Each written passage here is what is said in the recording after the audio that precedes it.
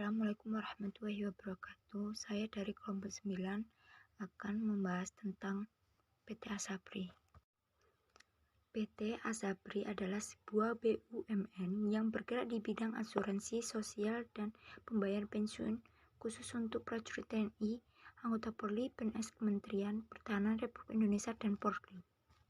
Laporan keuangan audit perseorangan pada rentang waktu 8 tahun tersebut tercatat asuransi sosial tersebut pernah melakukan reassessment sebanyak 4 kali. PT Asabri diduga adanya tindak korupsi, namun untuk menutupi tindakan korupsi tersebut Asabri melakukan pemanipulasi laporan keuangan. Namun tersebut membuat laba perusahaan turun drastis. Sebelum reassessment, laba bersih Asabri tahun 2016 tercatat 537,62 miliar.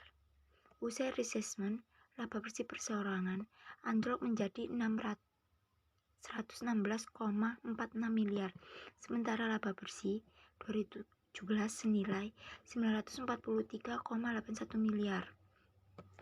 Namun, terdapat pihak-pihak dalam yang terkait pada tahun ke tahun reassessment yang ditetapkan ada 8 tersangka dalam kasus PT Asabri ini. 8 tersangka tersebut adalah mantan Direktur Utama PT Asabri periode tahun 2011 Maret 2016 Maijen Adam Rahmat Damiri.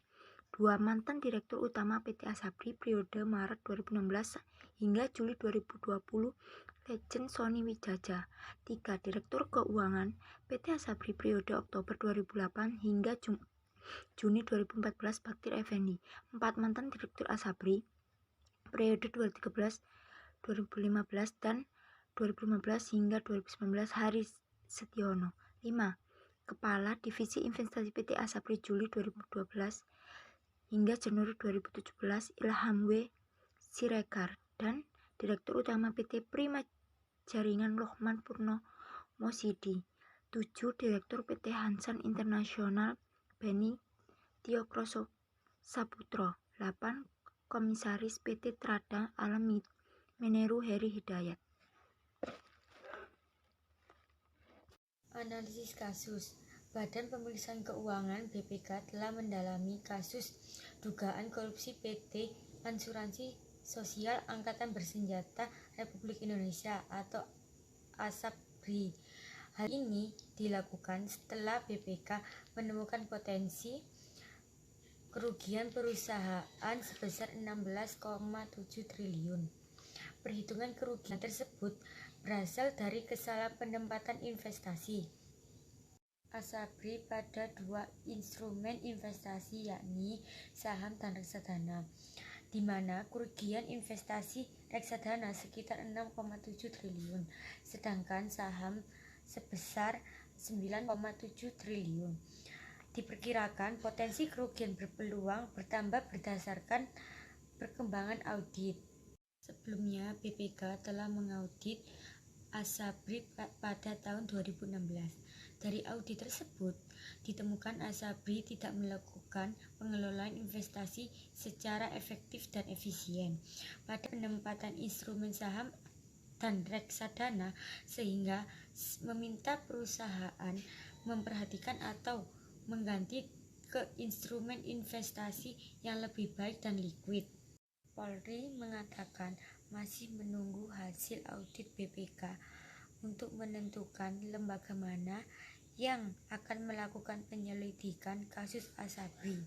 Meski demikian, pihaknya siap jika sewaktu-waktu akan ditunjuk untuk mengungkap kasus ini. Kami kepolisian siap, tapi tetap harus menunggu hasil dari audit BPK. Apakah akan diberikan kepada pihak kepolisian atau kejaksaan atau juga KPK, ungkap Kepala Biro Penerangan Masyarakat atau Karopenmas Mabes Polri Brigjen Pol Argo Yuwono. 3. Pembahasan terkait dengan dugaan kasus korupsi pengelolaan keuangan dan dana investasi PT Asabri. Kini Kejaksaan Agung telah menetapkan 8 orang tersangka, yakni manipulasi investasi dengan melibatkan yang bukan merupakan manajer investasi dan tidak menggunakan analisis dalam penempatan dananya. Pada tahun 2012 hingga 2019, Direktur Utama bersepakat dengan pihak di luar Asabri untuk membeli dan menukar saham dalam portofolio Asabri dengan saham yang telah dimanipulasi menjadi tinggi, dengan tujuan agar kinerja portofolio Asabri terlihat seolah-olah baik. Akibatnya, kerugian negara akibat kasus tersebut diperkirakan mencapai 23,7 triliun. Lalu, bagaimana dampaknya ke 20 saham yang digenggam Asabri per 1 Februari? Jika masalah Asabri tidak kunjung diselesaikan, maka bisa berdampak sistematik ke sejumlah perusahaan asuransi lainnya. Pemerintah pun diminta membuat aturan baru yang memasukkan industri asuransi dalam skema penyelamatan. Beberapa perusahaan asuransi swasta mengalami surrender, yaitu nasabah besar menarik polis asuransi mereka. Ini yang menjadi bisa berdampak sistematik karena ada efek domino. Jadi yang harus dipahami ketika menebus polisi itu, pihak asuransi dalam keadaan tidak punya likuiditas karena sudah ditanamkan ke saham.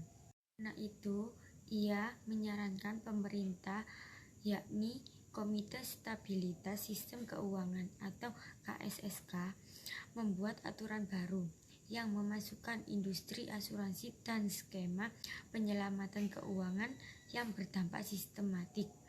Selama ini, asuransi tidak pernah mereka perhitungkan.